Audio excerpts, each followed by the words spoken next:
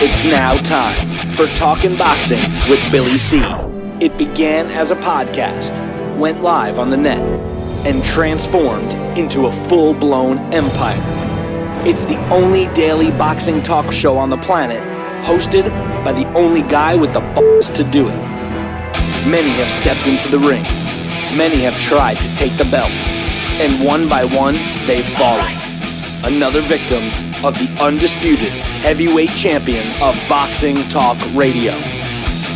Talkin' Boxing with Billy C is on now. My style is impetuous, my defense is impregnable, and I'm just ferocious. I want your heart.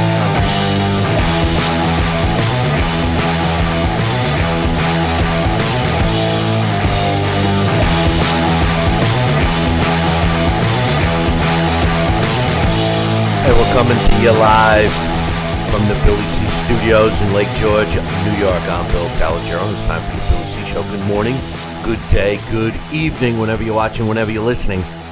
I hope you're doing okay today. Today's show is being brought to us in part by Sal's Neighborhood Pizzeria and Italian Restaurant located on St. Simon's Island in Georgia. Check out the website, www.salsneighborhoodpizzeria.com, or give my man a call, 912-268-2328. 912-268-2328. Find out why I go all the way to St. Simon's to get an authentic Italian meal. Today's show is also being brought to us in part by the Holiday Inn and all their properties. Listen, if you got to travel someplace, make sure you stay at a Holiday Inn. My favorites are Holiday Inn Resorts and, of course, the Holiday Inn Express, because when I get a good night's sleep at the Holiday Inn Express, I feel like a new man. I feel like a doctor. I feel like a lawyer. I feel like somebody other than a boxing person. We can get you a discount. There's a better reason to stay at a Holiday Inn. Just call our official toll-free number, 844-603-0364, 844-603-0364, or just click the Holiday Inn banner on BillyCBoxing.com. And finally, today's show is being brought to us in part by my book, Tom Molyneux, From Bondage to Baddest Man on the Planet, is available right now where all good books are sold. Get yourself a copy of this book right now while you're watching or listening to this show. Find out why I'm so adamant about getting Tom Molyneux's story told. You can pick up a copy at barnesandnoble.com or amazon.com. If you like signed copies, just visit our website, BillyCBoxing.com, and click on the book. If you want more than one copy, I'll love you forever. Just drop me an email, Billy@TalkinBoxing. That's TalkinBoxing.com. Don't forget, on tomorrow's show, Boxing Hall of Famer Larry Hazard will be joining us. We'll get his thoughts on a bunch of stuff. And it's that time again. It will be our blast from the past this week, featuring Tim Witherspoon, former world heavyweight champion. But today is a day we'll talk about. Deontay Wilder, Anthony Joshua. The fight is signed, or it's going to be signed, right? Maybe not. It was announced yesterday that Deontay Wilder is ready to sign the contract to fight Anthony Joshua. It was reported by Shelly Finkel, and he said, I'm sending them the contracts with a couple of notes. This was yesterday. He says, hopefully there's no problem, and then we'll sign it. He said that the contract did not provide a date and a site for the contract, but that had been discussed previously. I don't understand why I don't understand why it takes so long to put your name to a piece of paper. I mean, it's not like this is a contract that they have to think about. Obviously, they've discussed it. As far as the comments from Shelly Finkel, now this is on the heels of some comments that were made by Eddie Hearn that we spoke about yesterday. Eddie Hearn said, we made them an offer originally. They didn't even reply to us. Then they made us an offer. We asked to see a contract, and they didn't send one. They refused. We made them another offer, and it's been nearly 4 weeks that they accepted. It was after 4 weeks. Then they accepted and then asked for a contract, which just contradicts what he just said. So we sent them one. If they wanted to fight, they would have signed it. I can't quite make out whether people are lying to Deontay about the negotiations or he's completely delusional. I saw an interview with him on Sunday saying he is actually two people, Deontay Wilder and the Bronze Bomber. So I'm siding with deluded. It's not complicated. We've set out the terms of the deal. We put it on paper in a contract, and we sent it to him. Now they've had this contract for over a week. There's absolutely zero urgency from Deontay and his team other than posting silly Instagram photos. The proof is in the resumes, and at this stage, I believe Deontay and his team don't want this fight. Now, Shelly Finkel replied and said, to clear up one falsy, Eddie knows that they have a written term sheet from us which details our $50 million offer to AJ to fight in the U.S. We never received a response from them on this sheet.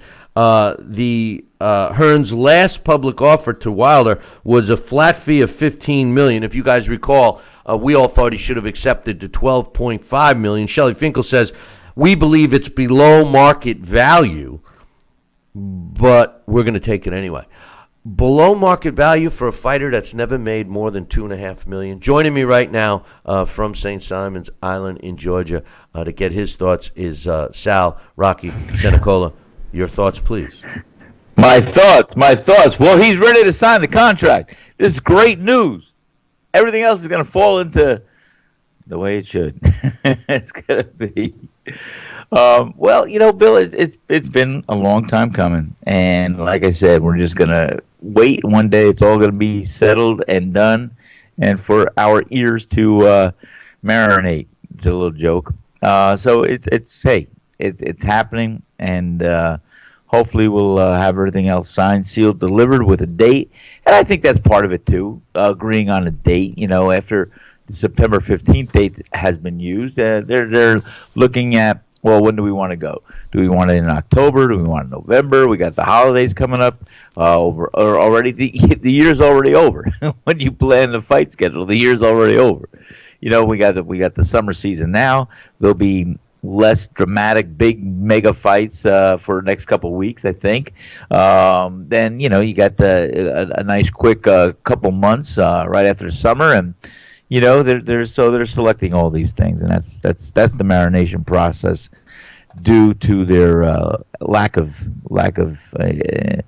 apathy as far as just getting this date signed, sealed, delivered for all of us to gauge and key on. You guys heard it directly from Governor Sal Rocky Senecola's mouth, the politician forever. Listen, the bottom line is this is totally. Listen, I'm going to speak what I know, and you'll never hear Sal say this online, but I know how Sal really feels about this. And forget about that he's a Deontay Wilder fan. Forget about anything else. Sal's sick to his stomach. All right, I don't even know how he can drink his coffee. This has been completely pathetic. Joke. Okay, really, it's pathetic. It's pathetic. Great choice of words, Sal Rocky Senecola. It is pathetic. It's pathetic that a boxing fan has to be jerked around as much as we have been. This is the classic circle jerk. Okay, it does not take. Let's go back to what I was saying last week. First of all, I have never heard, in 37 years in this business, I have never heard that somebody negotiates a fight without a contract. I mean, maybe preliminary discussions, but we're talking about a mega fight here. So to suggest that there was never a contract sent, this goes back to last week. Okay, let's buy it. Let's drink the BS Kool-Aid and assume that they made all of these deals and provisions and had no contract. So then finally, it takes Eddie Hearn a week to draw up this contract, which they've obviously been discussing, which was another set of BS. He sends the contract to Deontay Wilder and his team. They have it for a week, and now it's going to take another week for him to sign it, because according to Shelly Finkel, they'll have it. Eddie Hearn will have it in his hands by this Friday. So I mean, another 3 weeks go by. And, oh, by the way, we made a couple of changes as long as they approve it. I mean, listen, there's more. Because as of this morning at 6:16 a.m., the WBA has said enough is enough We are not putting the mandatory WBA title defense between Anthony Joshua and the mandated opponent in Alexander Povetkin off another minute. WBA President Gilberto Mendoza said today, the WBA has requested an answer from Anthony Joshua's team regarding his fight with mandatory challenger Alexander Povetkin. The WBA has allowed over a month extension to negotiate with Povetkin and also to discuss ongoing deals with Deontay Wilder. It appears the Wilder team has not returned the contract for the fight, and therefore we are requesting a date for the Joshua versus Povetkin fight with immediate effect. They have 24 hours to set a date.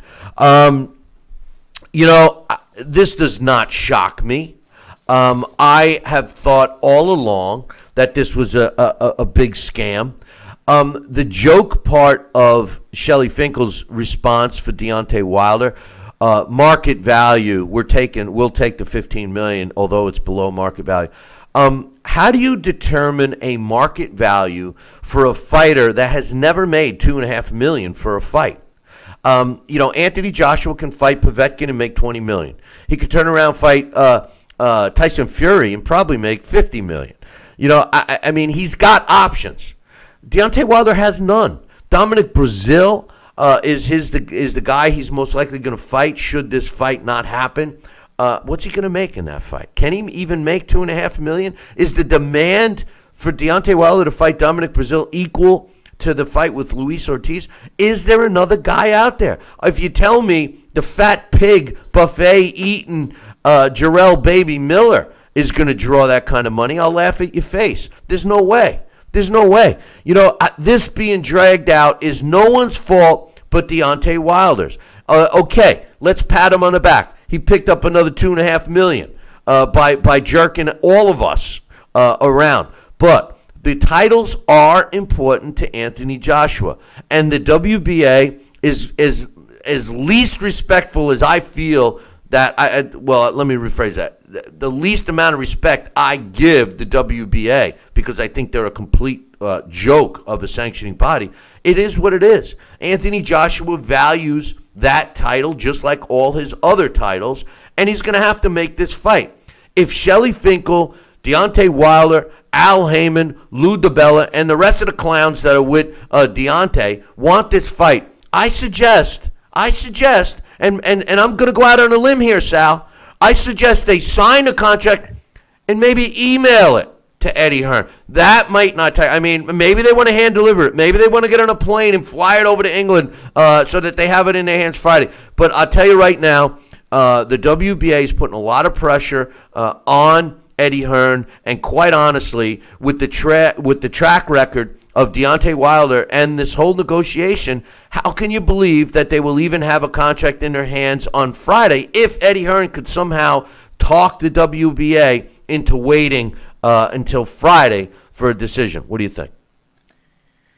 Well, you make a good point, Bill, and like I said, you expanded upon it brilliantly. I mean, these contracts, the boilerplate was released to each camp, the boilerplate contract months ago, and they expand upon it. There's conditions that have to be added, deleted, and everything else, and negotiated. But you're right. This contract has been in an evolutionary state for a long time, and it's about time they just ice it, keep it down, black and white, and sign it, and let's deliver it, and let's present it. It's like I said, the fanfare and the marination process. You can overcook a dish, and it starts to burn and turn sour. And you know what? We're on the cusp right now. They either got to deliver, put up, shut up, and let's get on with this right now. Well, I listen. I couldn't agree with you more. I mean, it's 100% time to put up or shut up. I mean, we've heard a lot of BS spewing from the mouth of Deontay Wilder this whole time. The one thing I give. Well, to defense, we don't know what's held up, and what's been going on Anthony Joshua's side too. So it could be 50-50. Sal, come on, man. Listen. Let's be real for 1 second. All right. All right. This is where I side with Deontay. Deontay Wilder. And I give him a lot of credit for being loyal. You know how I feel about loyalty and stuff, and yes. Similar to you, okay? And it's very important to me. Yes. And I give Deontay a lot of credit for being loyal to his team. But at some point, he's got to say to himself, these guys aren't right for me. Because, where Deontay has had to put his own neck on the chopping block, saying he wants to kill somebody in the ring, the comment that Eddie Hearn made saying that he's two different people, he's already made this comment a long time ago, and that's how he justified saying he wants to kill somebody. Bronx Bomber wants to kill somebody. Deontay Wilder, he don't. It's just his fighter, his alter ego when he gets in the ring, that he becomes the Bomber, But he's had to do this because he has such a terrible team. They're not promoting him. They're not creating value around this guy, et cetera, et cetera. So therefore, everything that comes out of someone's mouth from Deontay Wilder's team, with the exception of the latest from Shelley Finkel, has come from Deontay Wilder. When you look at Anthony Joshua, he's been mum on this whole situation. Yeah. Eddie Hearn is his mouthpiece. So he's actually a more, I've said yesterday, he's a more talented fighter in terms of skill set, at least nuts and bolts, the way we look at it. But he's also more professional in his approach because he's surrounded himself with a team that he lets work for him. So we don't know. You're right. I agree. We don't know what really is going on with Deontay. But from what it appears, these guys aren't looking out for the best of him. You admitted that yourself when the offer several months ago for $12.5 million. So, and to suggest, he'll sign it on Friday. Dude, if I'm ready to make the most money that I've ever made in my life, I'm signing it. I'm struggling to find a pen. They can't find a pen. Why does it have to wait? It's my autograph. Give me a break. It's like they're purposely trying to have the WBA flex their muscles because they know that the WBA has this mandated defense. They've already given them a month to work it out. And these guys had been supposedly negotiating prior to that. So, to stretch it out another week, and then let's bet right now that if Eddie Hearn has to go with Povetkin, which I've thought he would all along, the first things out of Deontay Wilder's mouth is going to be, we wanted to sign and they backed out. It's like the analogy I've given. You reprimand a kid, you send them to their room or whatever, and then they're mad at you for sending them at the room, but they forget the reason why they got sent to the room. Listen, there's no excuse. If they've agreed on the terms, there's no reason to wait 4 more days to put your name to the paper. I'm sorry. It's total BS, Sal. No, you're right, Bill. You are correct. And, it's a shame, too, on so many different levels. Because, like I said, Anthony Joshua, he has a country behind him and fans, and he's known worldwide. And Deontay Wilder, never in the history of my life would I ever say that or assume that here is a champion, a world heavyweight champion with 40 wins, and that is still not a household name because he has not had the right promotion. This guy should have been on every box of cereal. This guy should have been something that if he was led and correctly down a path and direction to make him a household name, he'd be there smiling on a box of Wheaties, holding a title belt. I'm just saying, this is where he should have been. He should have been well known by the ideas of just where he has made a leap. When you don't become 40-0 and a world champion just by accident, you've got to be moved along. You've got to be taken care of. You've got to be positioned. You've got to have the team behind you. So why this team hasn't made it such a point to say, hey, we got to do something marketing our guy to become a likable household name from the United States who happens to be a world heavyweight champion of the. It just befuddles me. And now we're looking at trying to put this all together. So put it together, build it so Humpty Dumpty could sit on a wall, and let's see which heavyweight champion will fall. I like that. I made that up. Listen, you stumbled on a point here that makes good sense. I did stumble. You did stumble around, but here's the thing. That's all, folks.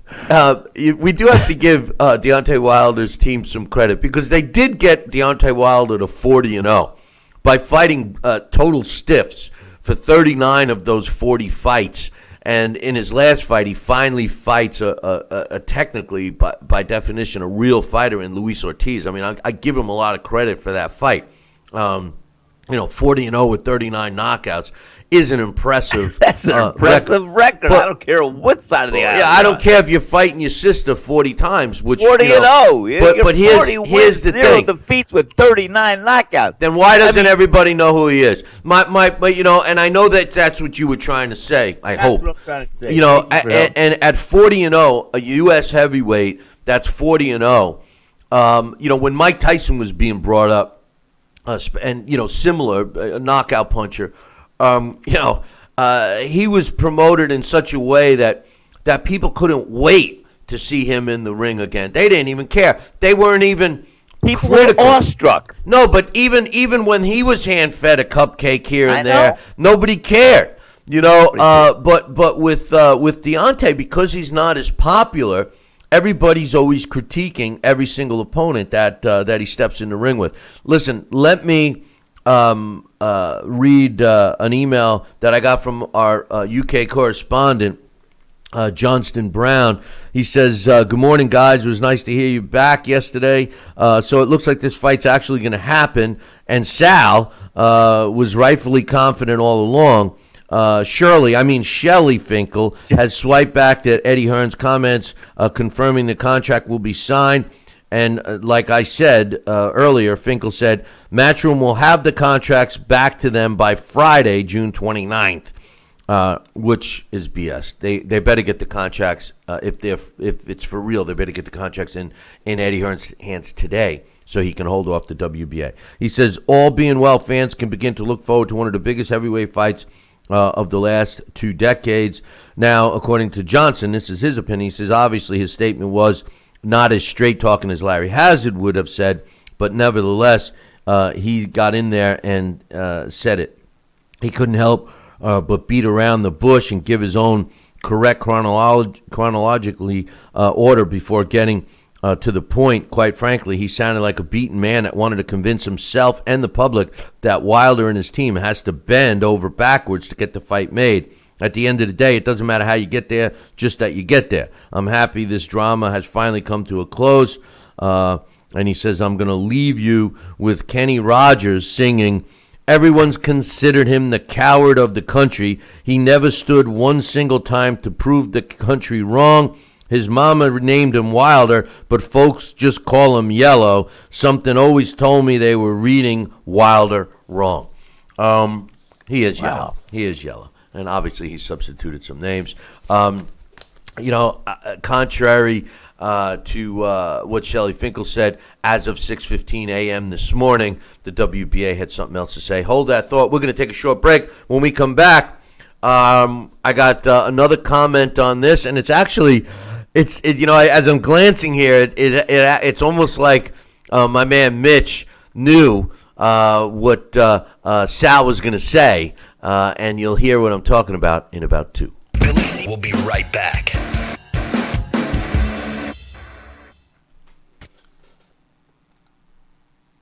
Broken air conditioning, $4,400. Failing refrigerator, $2,500. Don't let outrageous repair and replacement bills like these bust your budget. Get the First American Home Warranty Plan. And when a covered appliance or system breaks, we'll repair it or replace it for you. We had a high-end dishwasher go kaput. They put it in a brand new dishwasher. We have plans that cover air conditioning, most appliances, plus heating, plumbing, electrical systems, and much more. Plans start as low as $25 a month. Why let a major appliance or system break down bust your budget or go through the hassle of finding trustworthy service people. Last year alone, we saved our customers over $120 million. Don't wait until something breaks and you're stuck with a huge bill. You save a lot of money. It's absolutely worth it. If you don't have First American warranty, get it. Call 1-800-946-6234 for your free no-obligation quote. Need relief from backaches and stiffness in your hips or down your legs? Then you need Dr. Ho's Back Relief Belt, the innovative technology to support and decompress your spine. And now it's covered by Medicare. Every patient with back pain should be wearing this belt. Nothing gave me instant relief except for the Dr. Ho belt. Feel good while standing, walking, driving, doing housework, and while laying down. And now Dr. Ho's patented belt is available at our best price ever. It's even covered by Medicare. Order now and get the easy-to-use hand pump and back rehabilitation DVD free. You know, similar belts can cost you almost $1,000, but my belts won't cost you $500, not $300, not even $200. I will give you my special TV price. And remember, Dr. Ho's belt is covered by Medicare. If you know a friend or family member that suffers with pain, get them my system today. Help them live with less pain, be more active, and get back to doing the things they love. Give them the gift of health. Listen to this important message. If you owe money to the IRS, you will want to hear this. Penalties and interest compound daily on your back taxes, putting you under a mountain of debt. Tax 10,000 has years of experience connecting people with tax resolution specialists.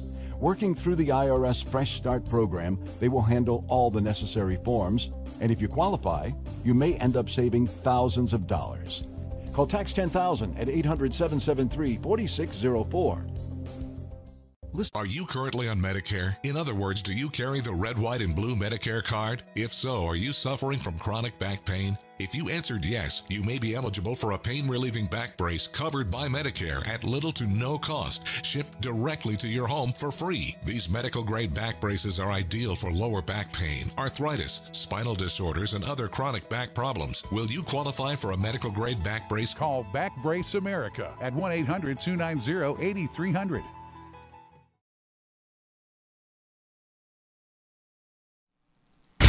Check out BillyCBoxing.com now, or feel the wrath of the mighty mustache. Oh, that hurts. Why are you doing that to my face? I hate you.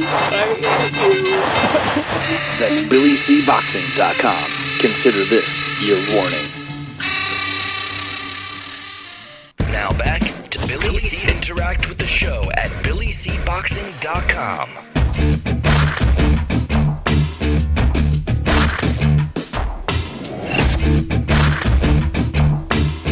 And we're back. You're watching and listening to the Billy C. Show.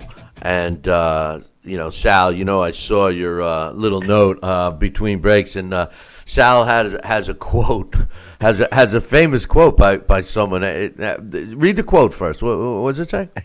It says, I agree with me. Who said that? Donald Trump? Billy C. Oh, I said that. The one and only. Oh, God. Favorite. I agree with me. Yeah, I agree with me on that one. But let me just, listen, we've been talking about this potential fight for a long time. The sport needs it.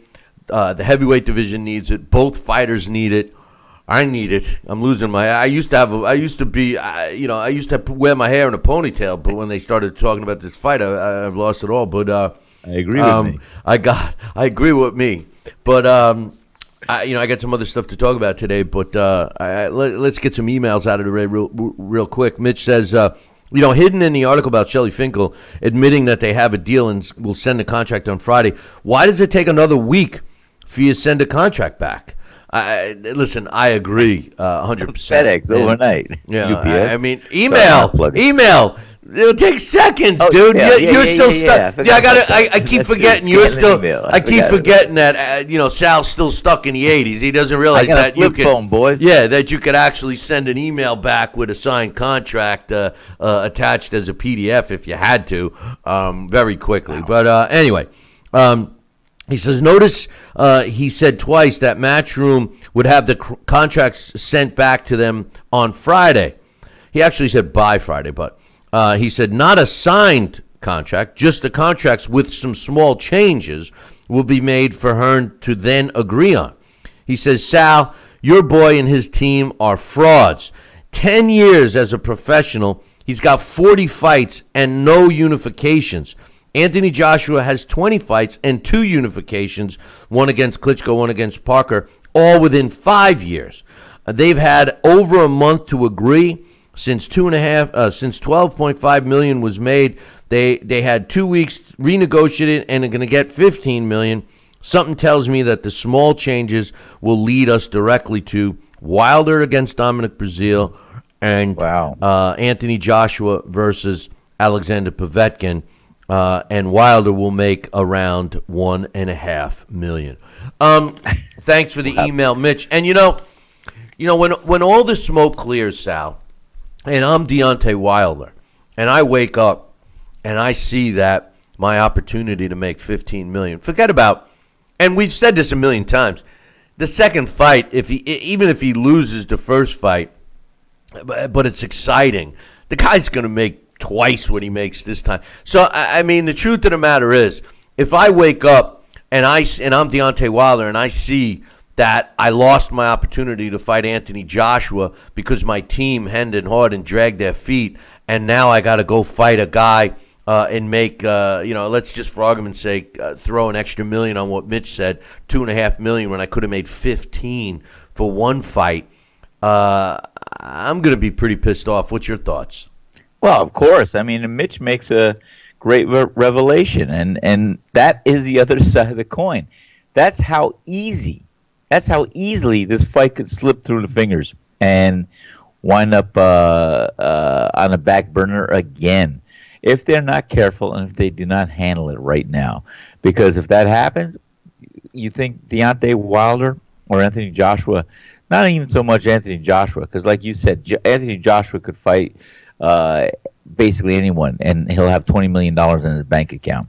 But the bottom line is for Deontay Wilder to fight for more than $5 million, it's gonna take a heck of an opponent to bring that out, and that's the incentive, and that's why I have to believe that this thing is gonna have to happen, and it's gonna have to happen now. And if this week is a deadline of Friday, guys, boys and girls, wake up. Smell the roses. Let's get this thing signed, sealed, delivered. Don't let this escape you. This is an opportunity of a lifetime to make at least $15 million for one fight, and with an opportunity to parlay that one fight into a rematch, no matter win, lose, or draw. Hey, man, let's look at the reality. Let's look at the numbers. Let's look at what you guys got to do to make it happen. That's what I'm saying, Bill. It's just a far cry and away from a couple decades ago when two fighters wanted to meet. This was all secondary. The contracts and everything else were like, oh, yeah, these are formalities. We got to take care of them. I'm going to get in the ring. I'm going to take your head off. That was it.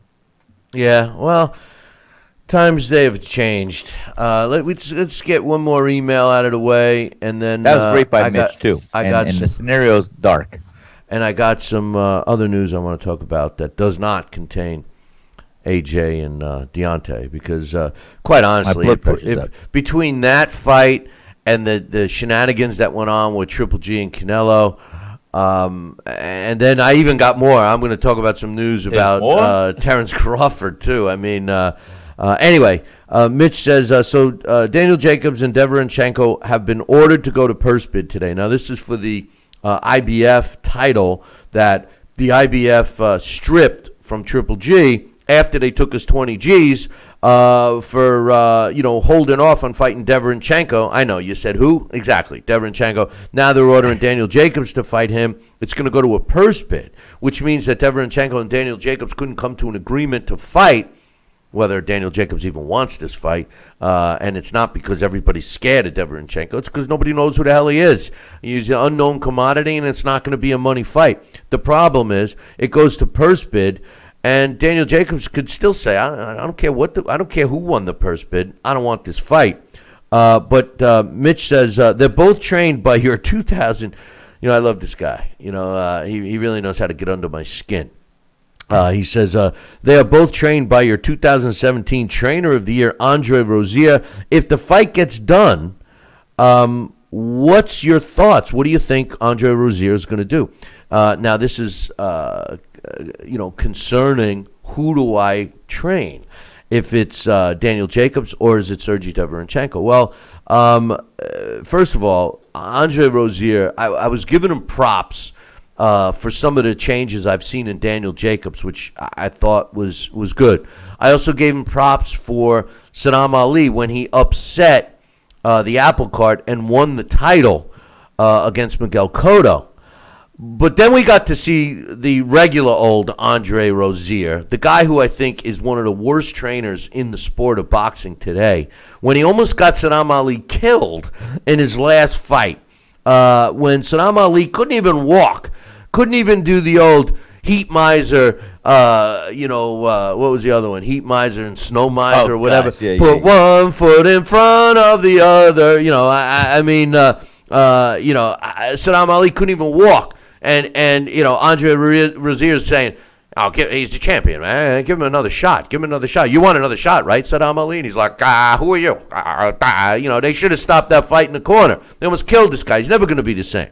Andre Rozier is a piece of garbage. He's terrible. Maybe he's a good mentor, but as a trainer, and I think it's a no-brainer, Mitch.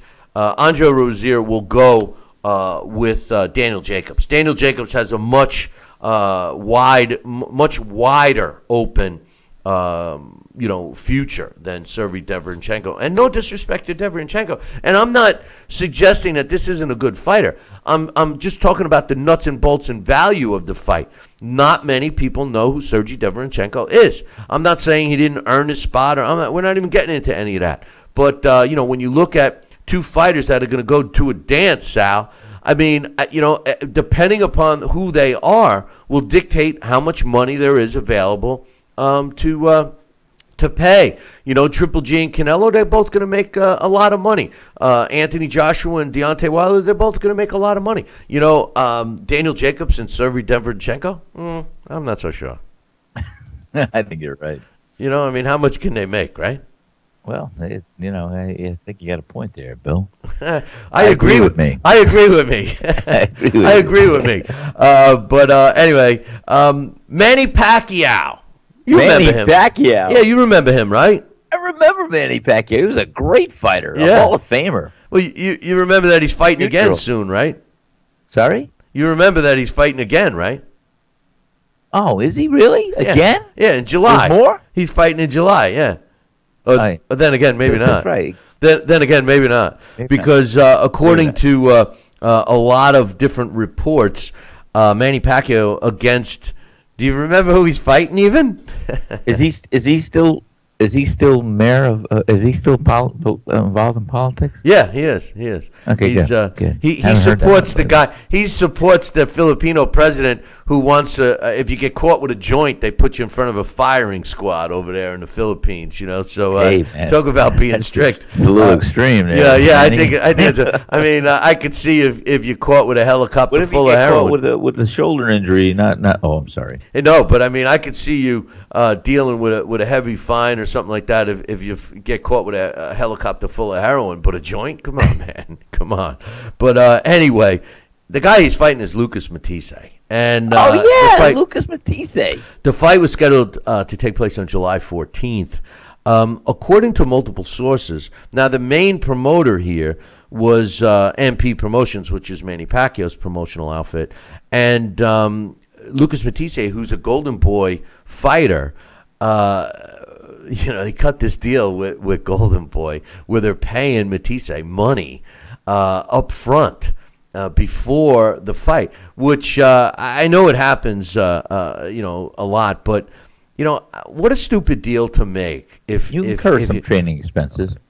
Yeah, but what if you incur a training injury and the fight doesn't happen? You don't get that money back. But anyway, Manny Pacquiao has already made a payment of $500,000 to Matisse, and according to Oscar De La Hoya and Golden Boy, Manny Pacquiao's promotional company still owes them $2 million up front before he steps foot in the ring on July 14th. Wow, that's a lot of money. $2.5 million up front.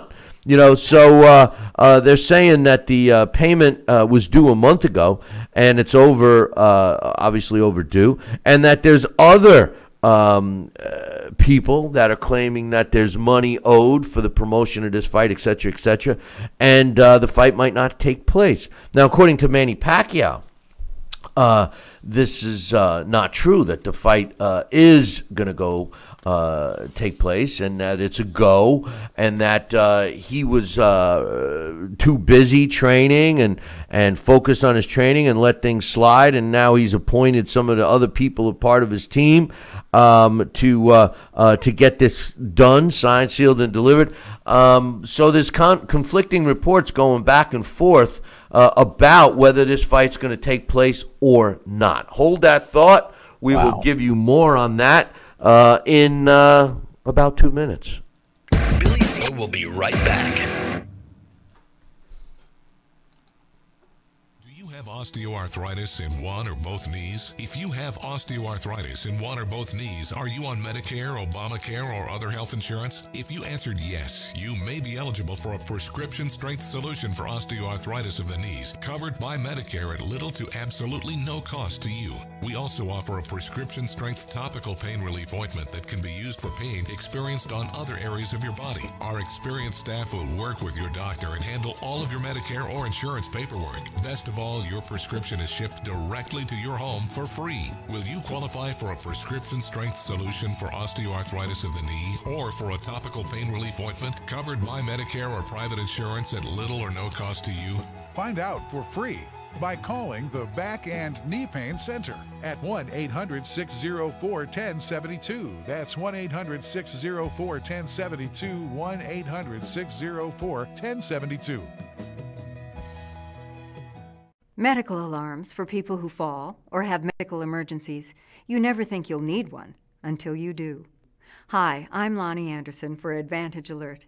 Today, our advanced systems locate and protect people inside and outside their homes, plus when they're on the road, allowing users with the press of a button to speak with an operator who can summon help. And even after 30 years, Advantage Alert's products remain amazingly affordable. Call 800-985-1705.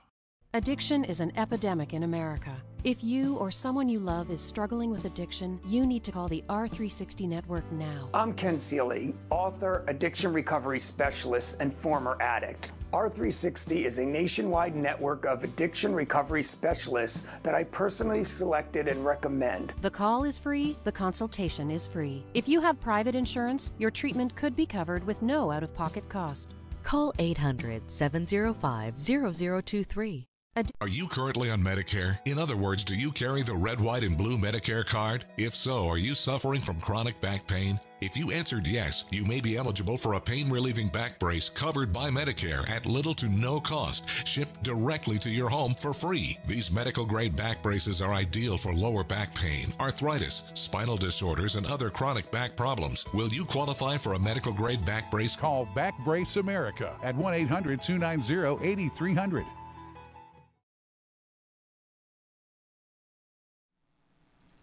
Now back to Talkin' Boxing with Billy C., the only radio host man enough to take a punch from Mike Tyson. Wait a minute, man. Hold on there. Jeremy, man, I need you to take this one, all right? Wait, what? No way. I can't do this. Need I remind you I'm Billy C., damn it? Now put on that mustache and get in there. Hey, look at me. I'm Billy C. Crap.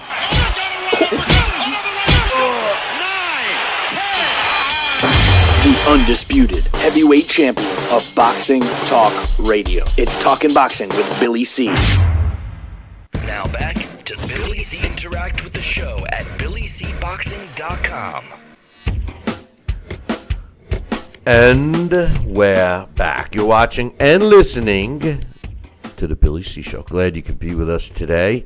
Don't forget to tune in tomorrow when we have Boxing Hall of Famer Larry Hazard join us. And tomorrow's the day we do another Blast from the Past. This week it's going to be Tim Witherspoon. Now, just a programming note, we are not doing a live show on Friday. So, and hopefully we're going to be doing one on Thursday too, because there's not too much stuff happening right now, unfortunately, in our sports, Sal. But this Manny Pacquiao fight, I think it's important to get it done. If you recall, Bob Arum was accusing a lot of previous deals that Manny Pacquiao was trying to get done, where he was saying, well, there's no real money here, and, was always dragging his feet. Now it kind of appears that maybe Bob Arum was onto something, because all the money that Manny Pacquiao has been promised doesn't seem to be getting to the it seems like they're using the same mail carrier as Deontay Wilder. It takes a long time to get there. But do you think the fight's going to happen or what? Who knows? It's going to probably happen. There's a lot of money they're going to have to come up with, and a lot of things that are going to have to be done as a concession on the side here and there, I would assume. But when all is said and done, we will see Manny Pacquiao back in the ring. And possibly July will be the time. But I'll tell you what, the weeks are clicking by, and they got to really start talking about this fight as if it's going to happen. If not, then I don't think we should anticipate too much from it. Both of them are in training. Both of them are ready. And by the way, it's 2 weeks from now. I mean, it's going to be July 1st over the weekend. I mean, I can't believe how quickly this year has gone by.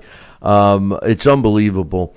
Manny Pacquiao is still a big name in the sport. I've said for a long time now, ever since he entered the political realm, he's lost that kill or be killed persona, that killer instinct. We saw him lose it so much that he lost the fight against Jeff Horn without going in for the kill.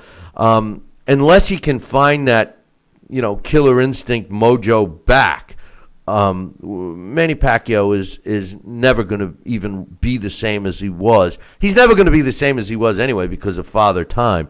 But, a good performance against Lucas Matisse, a vicious performance against Lucas Matisse, may get him another big money fight. But only time will tell. And one of the names that were mentioned to possibly fight him was Terence Crawford.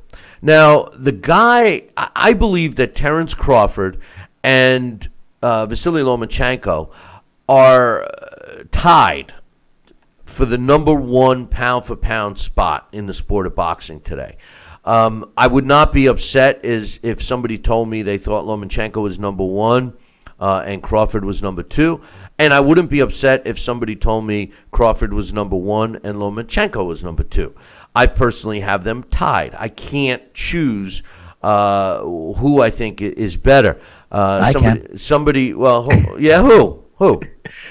I think Lomachenko's is better. I see 1 and 2. That's cool. Surface. I see 1 and 2. I can't, like I said, I can't really argue with that. But what I do disagree with somebody in one of the chat rooms yesterday trying to say that Terence Crawford doesn't have the resume and shouldn't be a pound for pound. You see, this is where the lack of knowledge about the sport of boxing comes into play.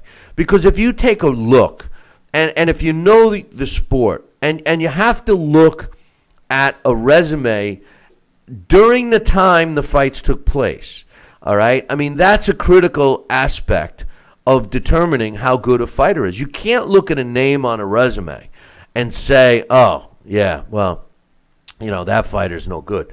Yeah, but was he no good when he fought the fighter? Because when you look at the matchups that Terence Crawford had, now remember, he's moved up from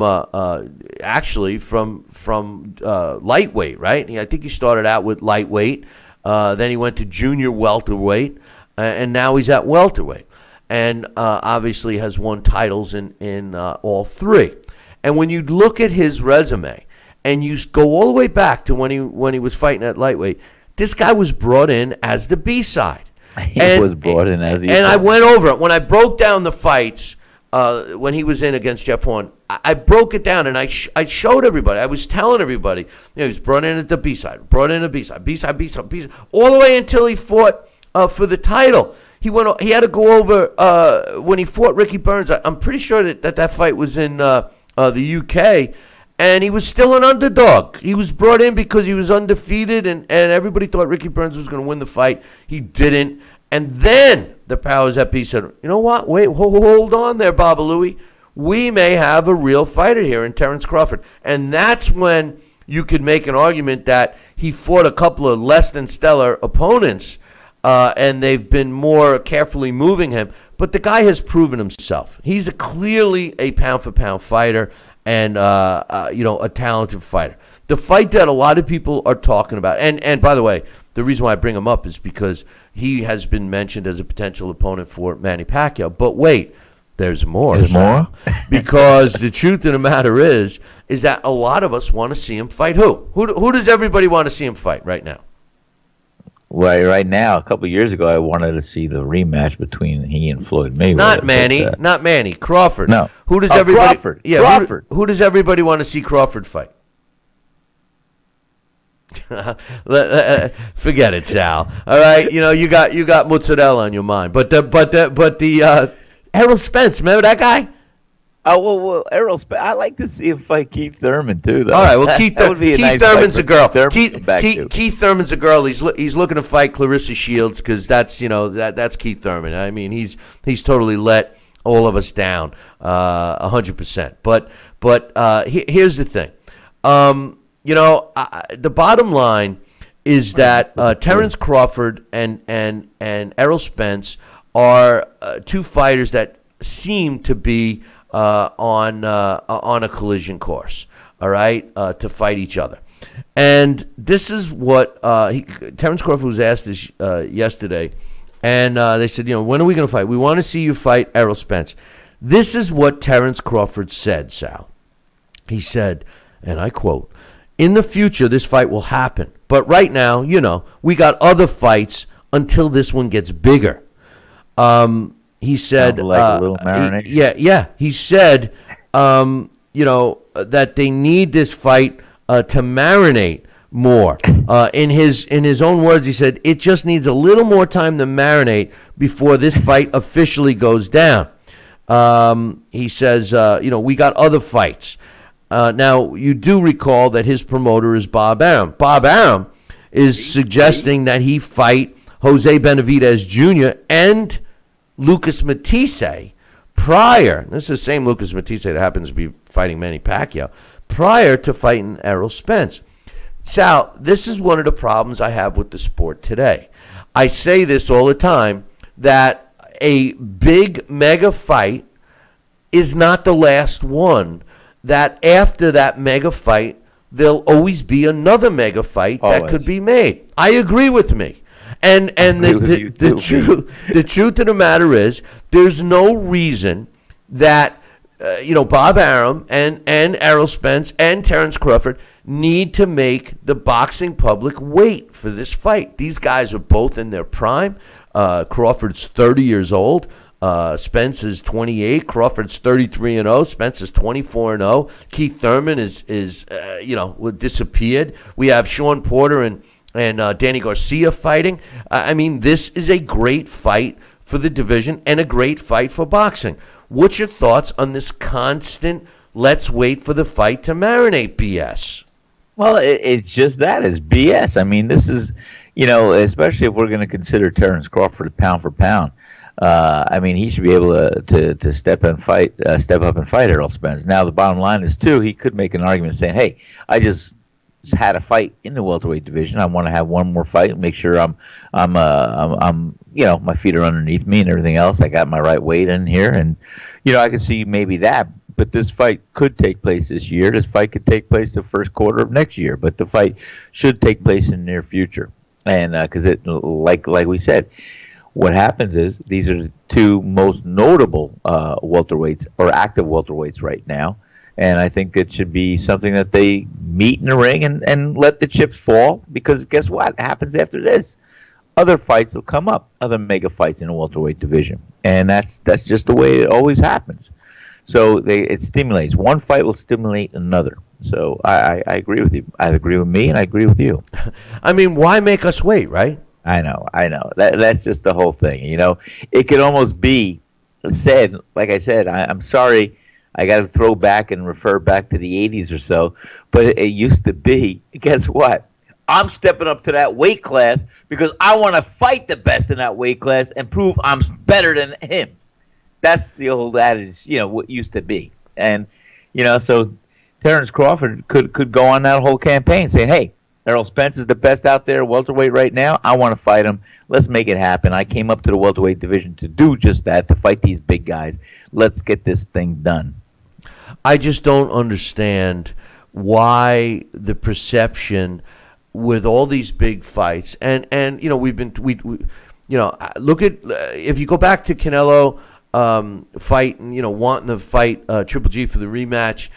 Why did that fight take so long? Yeah, I know Canelo's a cheetah, but it's like they almost planned it. Then you have the next big fight, Anthony Joshua against Deontay Wilder, dragging their feet. And rumor has it, I've heard from different sources that the fight's already signed, sealed, and delivered for next year. That they're doing all of this. Eddie Hearn's line is they don't really want to fight that's Eddie Hearn, Anthony Joshua. They don't really want to fight. Deontay Wilder says they're scared to fight me. I mean, they keep saying the same things over and over and over. And then we're going to get treated to some other fights. Well, people have been talking about Errol Spence and Terrence Crawford because they're two young fighters at the top of their game that seemingly will fight anyone. And now the powers that be that are involved with that make that fight drag out. So it's happening in every single weight class. I mean, Triple G Canelo, we were like, okay, that's Golden Boy. They're trying to be greedy, and you could even say, okay, I expect it. For AJ and Wilder, it's a huge fight for the sport, huge fight for the division, et cetera, et cetera. We expect it to be dragged out. That's what these idiots do. And then all of a sudden you have another huge fight, pay-per-view, Crawford against Errol Spence, and they want to drag it out. And by the way, everybody's threatening to put all these big fights on a streaming service. I mean, boxing has a tendency to shoot itself in the foot. It takes 2 steps forward, then all of a sudden 3 steps back.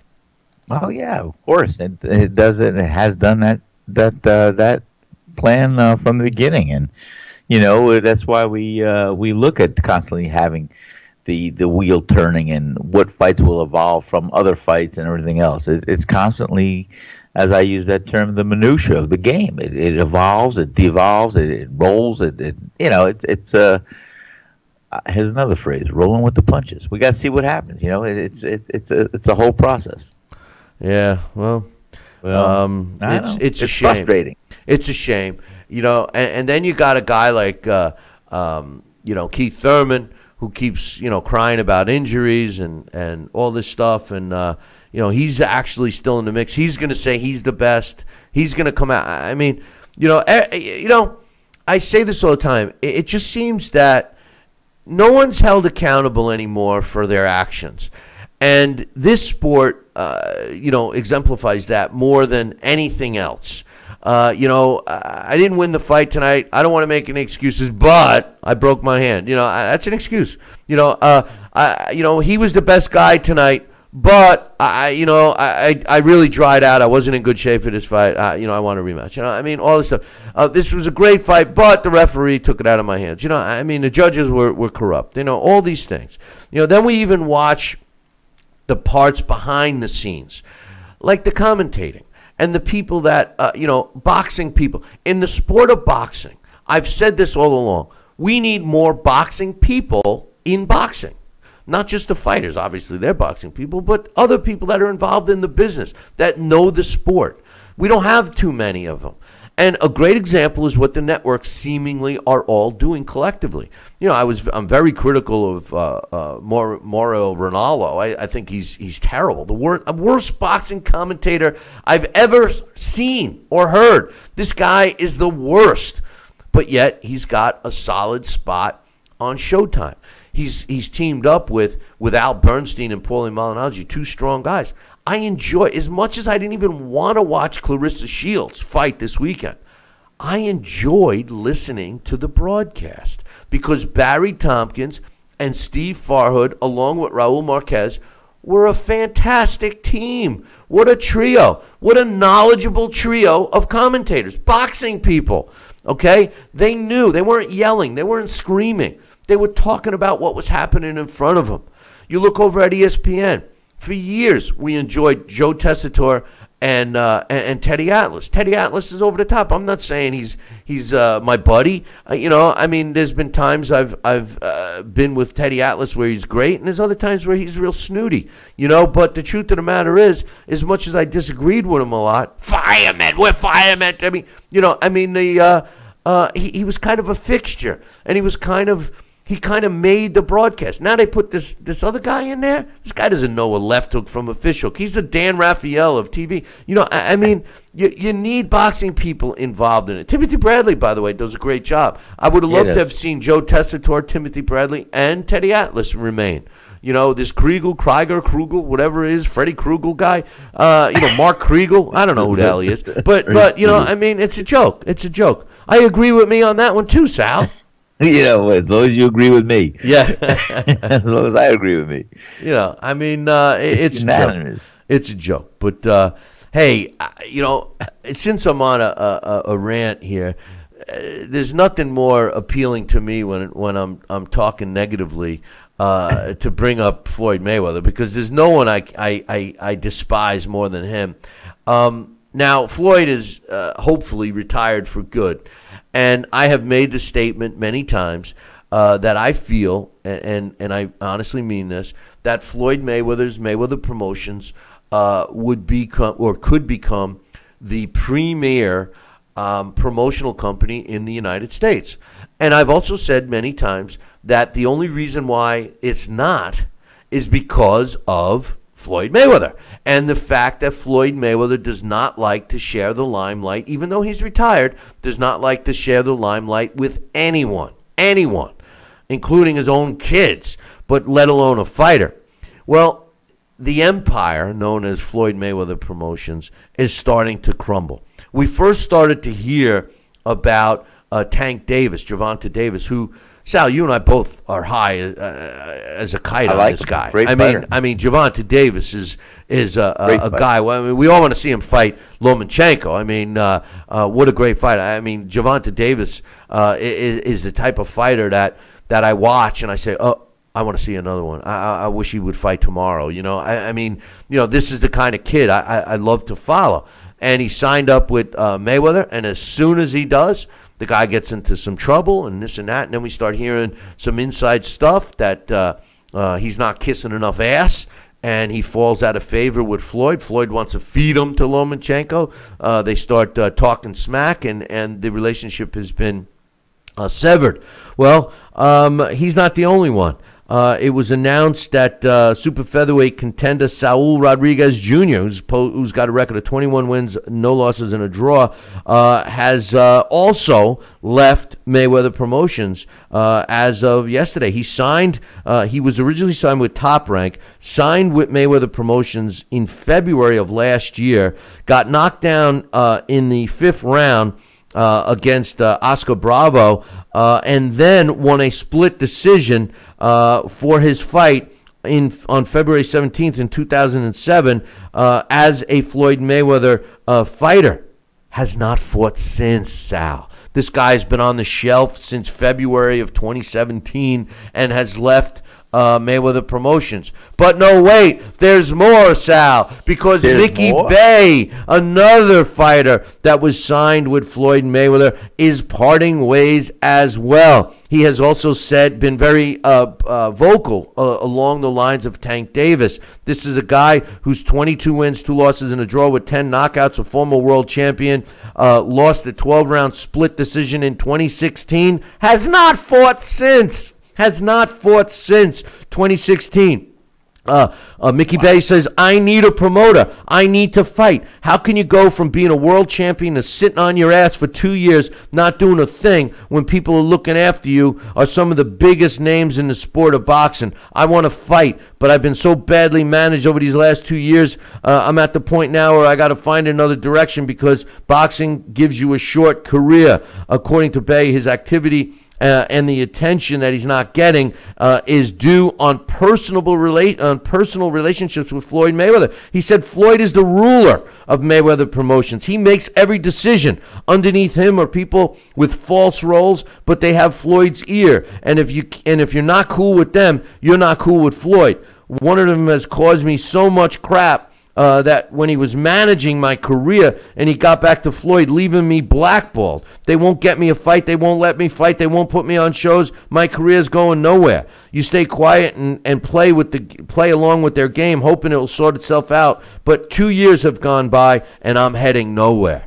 Wow. This doesn't surprise me. Wow. I said the same stuff. Floyd Mayweather likes to have all of the attention. This is hurting him. Why doesn't he just let it go? No one's going to take away his accomplishments. Why doesn't he let it go? Get rid of all those people that are just sucking him, because they are, all right, and financially and probably other ways. Get rid of those guys. He's got a good family team around him that are knowledgeable with his father and his uncle. Why doesn't he just focus on Mayweather Promotions? Start getting some young people fighting. I used the example of Bado Jack. He was a great example. That was a guy that is successful under Mayweather Promotions because he stays far away from Floyd. These young fighters, look at what happened to Adrian Broner. These are young fighters that go next to him, and next thing you know, they're spiraling downward. What's your thoughts?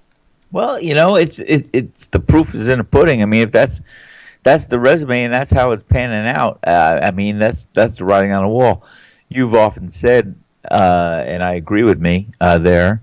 No, you said a lot of times that you can't see Floyd Mayweather really wanting to promote or make somebody bigger than he is, or bigger than he was in the fight game. And I had a long, hard time believing that because you leave some things behind and you go on to other things. You become known and evolve to be a master of another direction. And that's the champion inside. You're always a winner. You're always looking to improve, to be the best and everything else, no matter what you do and what you apply yourself in. And so I didn't drink that Kool-Aid as fast. But when you look at the whole thing here, maybe he's just too busy with other things or himself to really want to enhance someone's career to move in a positive direction. And if that's the case, well, then these fighters are waking up and they are looking at other routes to take because, to being held back in the starting block in the game of boxing when you are limited to a few short years to show the world what you have and what you're made of, it's not good. It's not productive. It's not going to be conducive to one's career. The thing with Floyd, and I'm not, listen, Floyd already has everything set in terms of his legacy. Whether he honestly believes he's the best ever or not, I don't know. I really don't know. I know that he markets himself as that, and it just utterly is like fingernails on a blackboard for me. He's nowhere. He's not even in. If I had to put him in my all-time great list right now, he would probably be at number 25. Maybe between 20 and 25. Because I don't think he's even close to being the best ever. But be as it may, his career, especially if he stays out now forever, is going to be hard to really deny him a solid place in the historical perspective of the sport.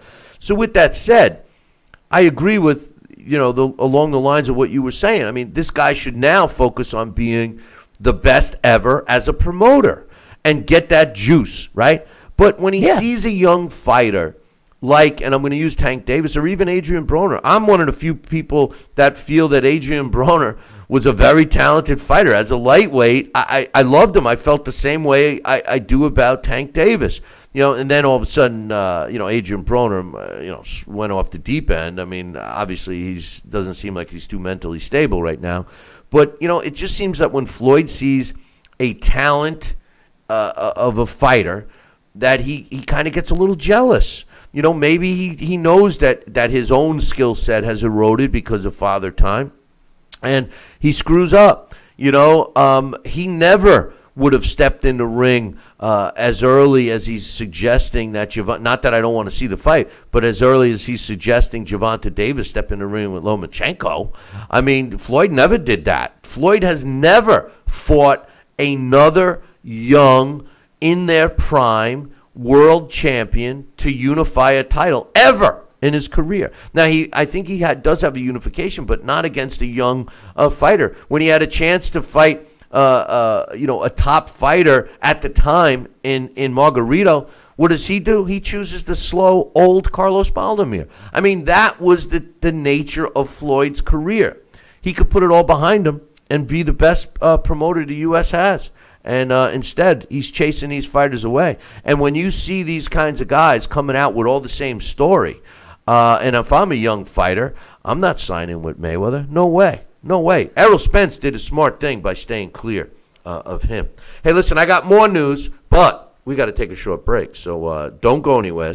We'll be back in 2. Billy C will be right back. Part of the Billy C Boxing Network.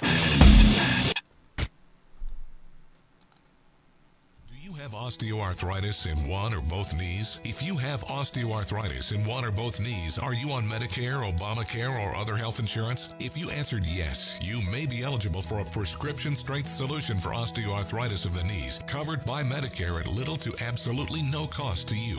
We also offer a prescription strength topical pain relief ointment that can be used for pain experienced on other areas of your body. Our experienced staff will work with your doctor and handle all of your Medicare or insurance paperwork. Best of all, your prescription is shipped directly to your home for free. Will you qualify for a prescription strength solution for osteoarthritis of the knee or for a topical pain relief ointment covered by Medicare or private insurance at little or no cost to you? Find out for free by calling the Back and Knee Pain Center at 1-800-604-1072. That's 1-800-604-1072, 1-800-604-1072. Medical alarms for people who fall or have medical emergencies. You never think you'll need one until you do. Hi, I'm Lonnie Anderson for Advantage Alert.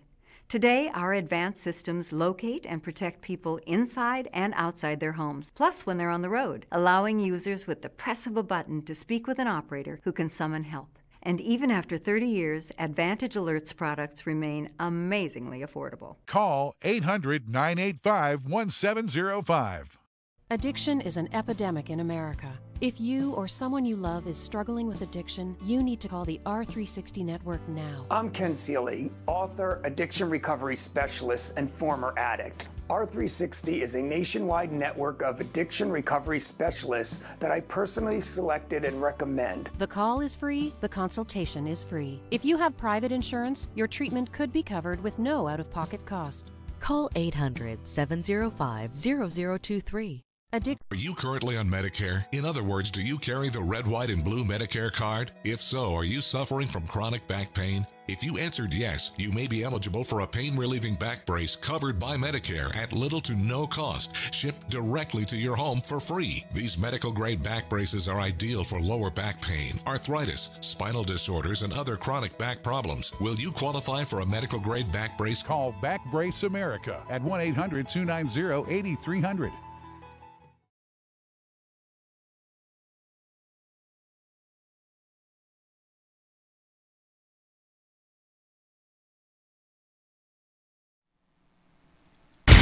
Check out BillyCBoxing.com now, or feel the wrath of the mighty mustache. Oh, that hurts. Why are you doing that to my face? I hate you. That's BillyCBoxing.com. Consider this your warning. Now back to Talkin' Boxing with Billy C. He may not have an Excellence in Broadcasting award, but the night's still young. And he's got martinis. So you never know what may be by morning. It's Talkin' Boxing with Billy C. Talkin' Boxing with Billy C. Now back to Billy C. Interact with the show at BillyCBoxing.com. And we're back. You're watching and listening to the Billy C. Show. The super chats are important to us in maintaining the show, but even though nobody's coming through with any super chats today anyway, some of the discussion in the chat rooms right now, Sal, is about promotional outfits, because we're talking about Mayweather, et cetera, et cetera. And, we were talking about this yesterday about Errol Spence. Errol Spence had said that he feels he doesn't need a promoter. Why should I, spend money on a promoter?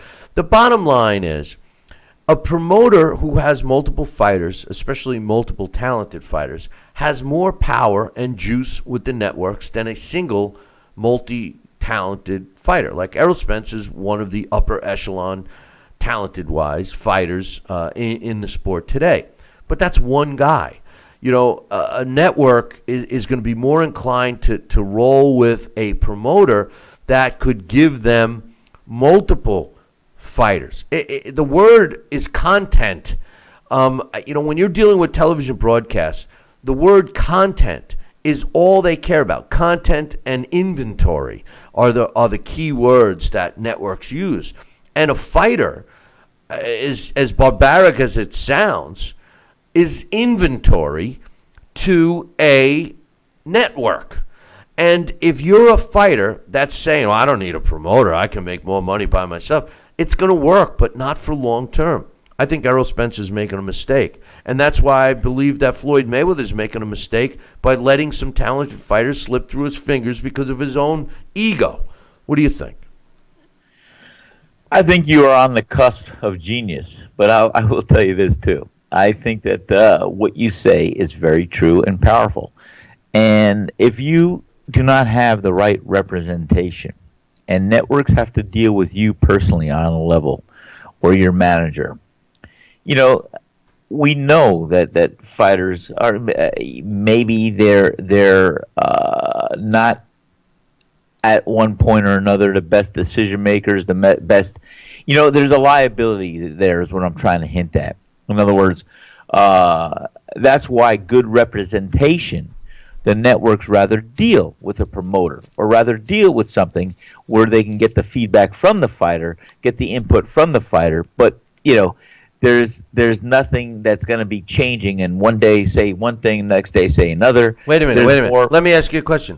You mean as a network, you don't want to deal with a guy that says, I'm going to kill somebody in the ring. I swear to God, I'm going to kill somebody in the ring. Like I said, there's a liability, and there's an inherent risk when you deal with just a fighter one-on-one. You have somebody representing a fighter, even a manager or a promoter.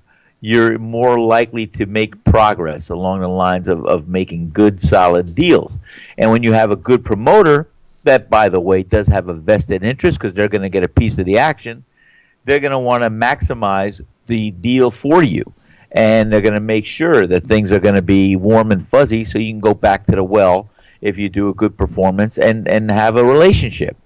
Some fighters are just not the best decision makers when they have to worry about training. They have to worry about everything else. It's hard to do. It's hard to do it for yourself. I mean, believe me, I've been in all spectrums and all facets of the game on a level in my career. And I know. I changed horses too many times. I started out with Top Rank. I was on ESPN. Then I went with Main Events. Then I went with Tiger Eye Limited. Then I changed horses so many times. I was, it was tough. It was tough. I never got the traction that I really felt I should have, because it was just the fault of my direction of where I was or where I wasn't going. So I think a good representation from a good promoter who has a vested interest and a solid interest in your success is a good way to go. Again, they're talking in the chat room, and I'm referring to it, even though nobody's cutting loose with any coin for us today. But I'll do a super chat. Listen.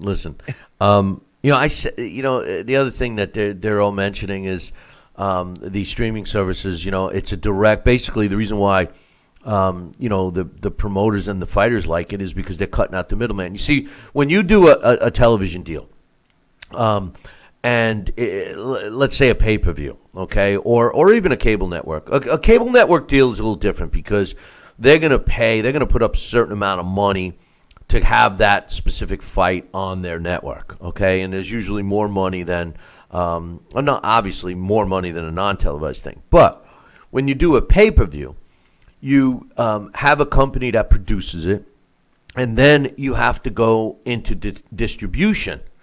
And then the distributors of that event will distribute it to cable networks, satellite networks, etc. They get a cut. So by doing these streaming deals, you're eliminating a distributor. You're going from the production to the streaming company. And those revenues can be split, quicker, easier, and of course there'll be more money to split. So I'm all for it. I don't want people to think that I'm against it. Because I said this, Sal, and you're always backing me on this. I said this 2 years. As a matter of fact, I told Sal that we should have done this. Yes, I was promoting this same idea to Sal and another company that we had worked with at the time over 3 years ago to do this, to be the first ones to do it. All right, and everybody dragged their feet, and the end result is we got nothing out of the deal. All right, so now fast forward, and you have ESPN, who's already an established sports network with every single platform known to man, and they're staying with the times with getting new stuff. They come out with that ESPN Plus. And Top Rank decides to jump into that and exclusively put some of his big fights, including Terrence Crawford, on that exclusively, which I don't think is a bad idea at all. But I think that it's a little premature. I think that the masses have not yet cut the cord with the cable and satellite companies yet. And I think that it's well on its way, and it's happening quickly. But in the boxing world, you don't want to, cut out sets of eyes. You want to present your event to as many sets of eyes as you can. It's the only way. We're not talking about the Super Bowl or a World Series or a Stanley Cup event or even a Wimbledon tennis championship or a golf championship. We're not talking about these high level sports events that the masses watch, whether they're fans or not. We're talking about boxing. Most of the time, the marginal fan will not watch a major boxing event unless it's really major, a la, Floyd Mayweather against Manny Pacquiao, Anthony Joshua against Deontay Wilder, Triple G against Canelo. Those will get the crossover fans. But if you're going to put it on a platform that makes it harder for the regular boxing fans to get, well, now you're cutting and shooting yourself in the foot with those guys. What you needed to do in order to make it work right is to ease into the water, so to speak. Like you're going into put your big toe in the cold water first. So what I would have done is I would have said, okay, here's our new streaming network.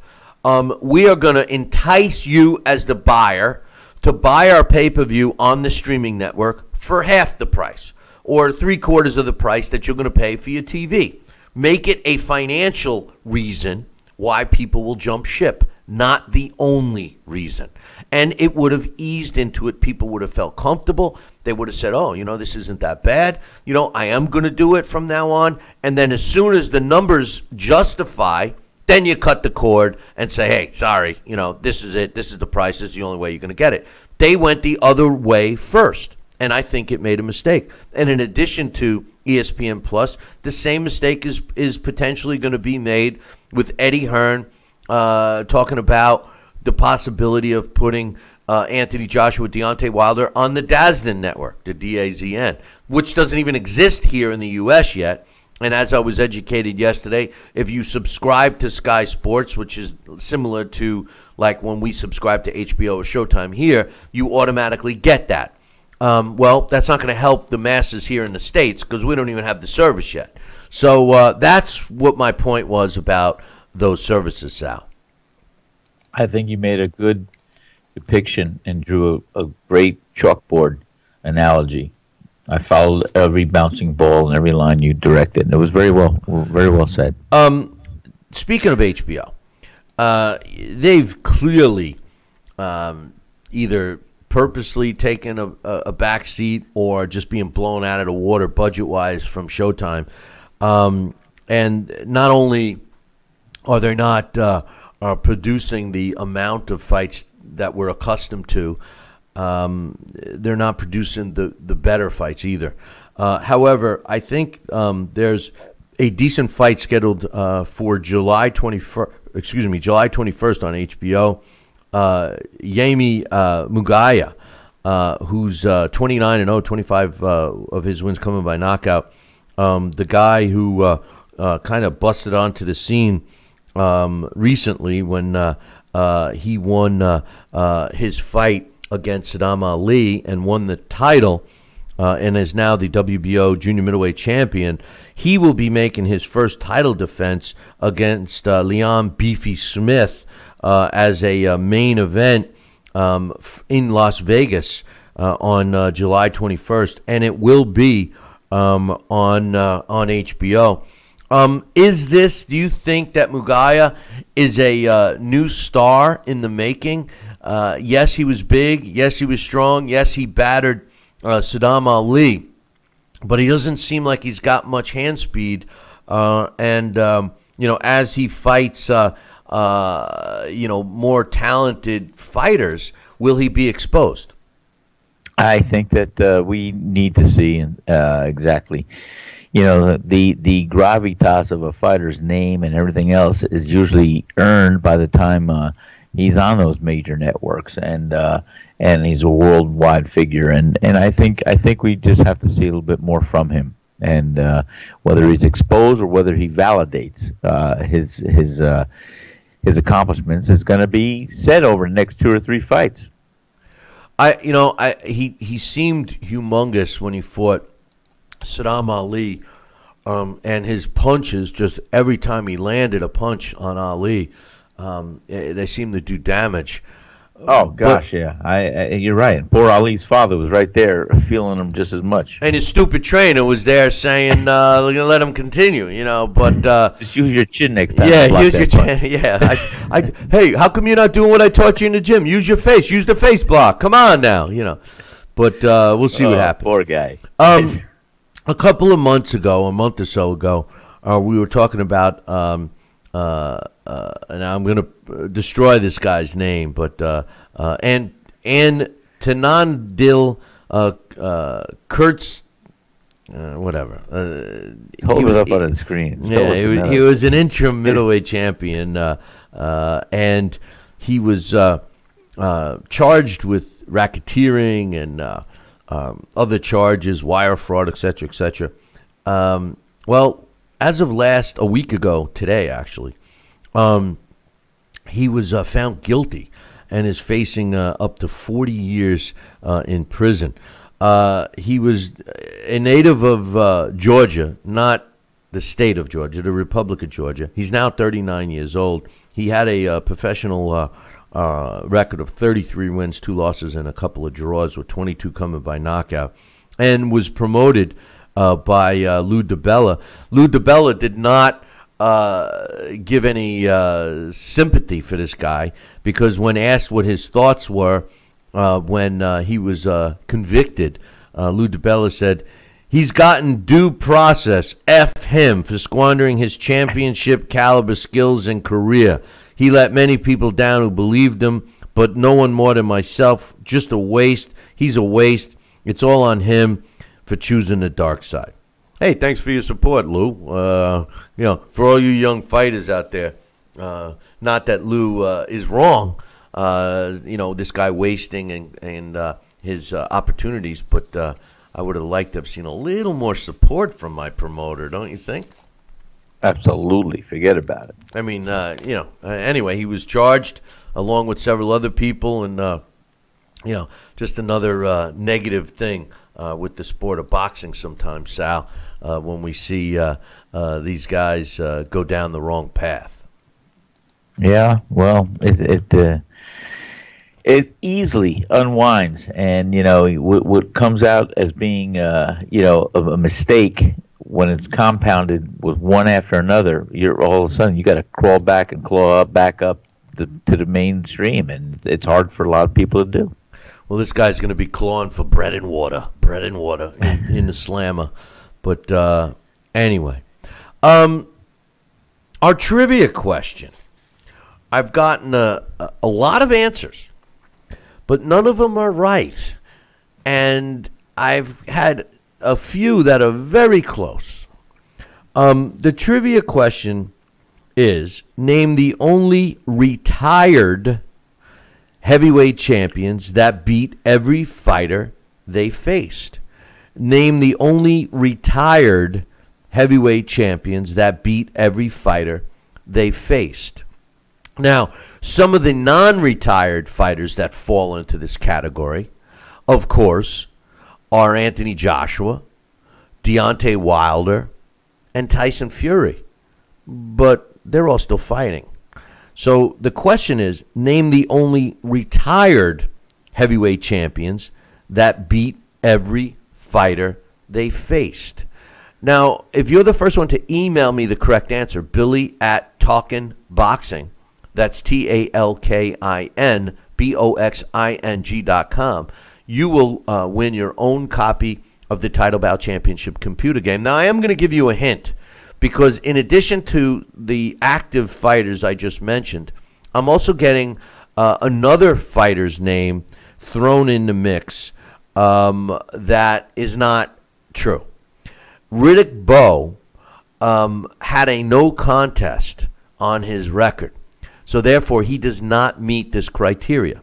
So there's some big hints for you, man. I just eliminated Deontay, AJ, and Tyson Fury, and I eliminated Riddick Bowe. All right, so like I said, I've gotten a lot of answers, and most of them included all those names.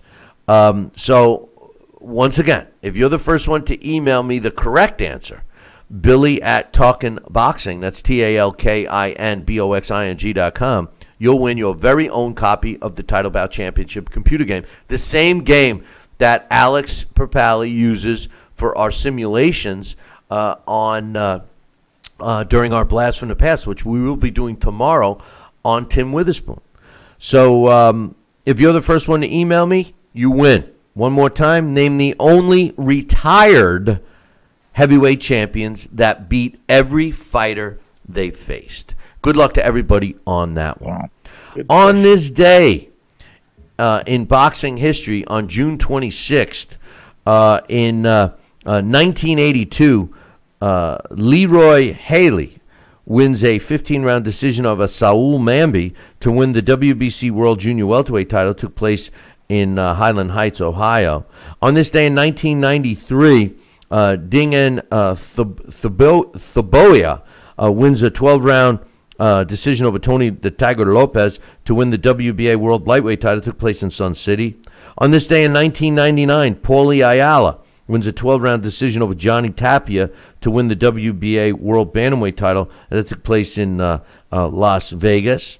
On this day in 1976, Carlos Monzon wins a 15-round decision over Rodrigo Valdez to unify the world middleweight title, and that took place in Monte Carlo. I wonder how Carlos Monzon would have fared against Triple G or Canelo Alvarez or even Marvin Hagler. What do you think, real quick, Sal?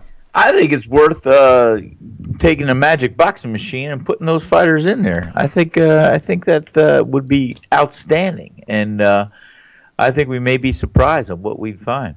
But it's hard to say. Carlos Monzon was a great champion, great fighter, relentless, and just stellar. But you know what? When you and I were doing those fights revisited, and I saw Carlos Monzon when we were looking at some of his fights, I was asking myself that same question: how would he do against a Triple G? How would he do against a Marvin Hagler? How would he do? I saw. When I was younger and seeing Carlos Monzon, he seemed just like a Superman, invincible. But when I saw it right in front of me, as a mature fighter, whatever, and then seeing all the other talent, I said, you know what? Maybe there was some vulnerabilities or something there, but no. Carlos Monzon was a world champion, a stellar champion, and it's something we should do. We should play with the magic boxing machine and put him in with some of these other champs. Also on this day in 1914, Jack Johnson wins a 20-round decision over Frank Moran. However, neither one of these guys got paid. No exact reasons were ever announced. And finally, on this day, June 26th in 1972, Roberto Duran stops Kenny Buchanan in the 13th round to win the WBA World Lightweight title, and that took place in New York City on this day in 1972. I suggest, if you've never seen this fight and you doubt how great Roberto Duran was, punch it up. It's on YouTube, and it's actually one of the best fights that you're going to see. And also, this was a trivia question. Roberto Duran, most people, when I ask them what his nickname was, what his first nickname was, the answer that comes out of everyone's mouth is Hands of Stone. But that wasn't his first nickname. And if you watch this fight, you'll see what his first nickname was, because they not only were all chanting it, but all of his team had it on the backs of their shirts. Yes, he had it on his robes and everything else. And it was Rocky. Rocky It Duran. was Rocky. So a little interesting tidbit there. But in any event, hey, listen, boys and girls, you're not going to want to miss tomorrow's show. So make sure you tune in tomorrow morning. Same bat time, same bat channel. Until then, I'll leave you with this. Ciao, baby.